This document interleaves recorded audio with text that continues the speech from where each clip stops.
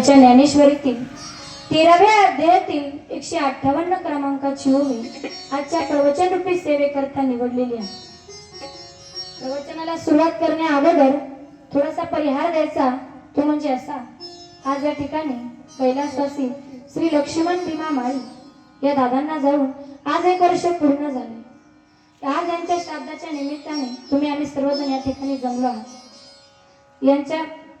यांचा परिवार गंगा भागीरथी पार्वताबाई लक्ष्मण माळी यांची पत्नी, यांचा भाऊ रामा भीमा माळी, यांच्या मुली सुनीता ताराचंद्र बोरसे, अनिता जालिंदर चारसकर, ज्योती लक्ष्मण बर्डे, विमल रावसाहेब बर्डे, शशिकला लक्ष्मण माळी यांच्या 5 अशा मुली।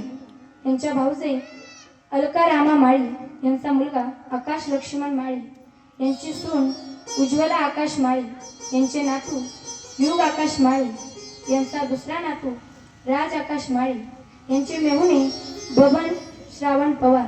गोड असा खूप मोठा परिवार या दादांचा आहे। या दादा गेले, या परिवाराला अत्यंत दुःख झालेलं आहे।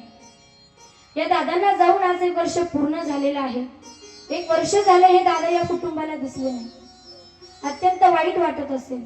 वर्ष झाले आमचे बाबा आम्हाला 5 मुलींना सोडून गेले, 1 मुलगा आहे, 5 मुली 1 मुलगा, यांना सर्व परिवाराला सोडून गेले, अत्यंत वाईट वाटते।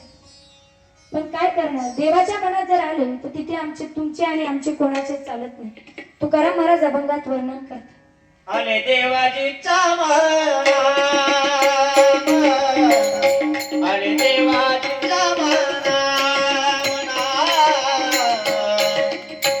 आले राजीच्या म्हणा, आले राजीच्या म्हणा, आले देवाजीचा म्हणा, आले देवाजीचा म्हणा, आले देवाजीचा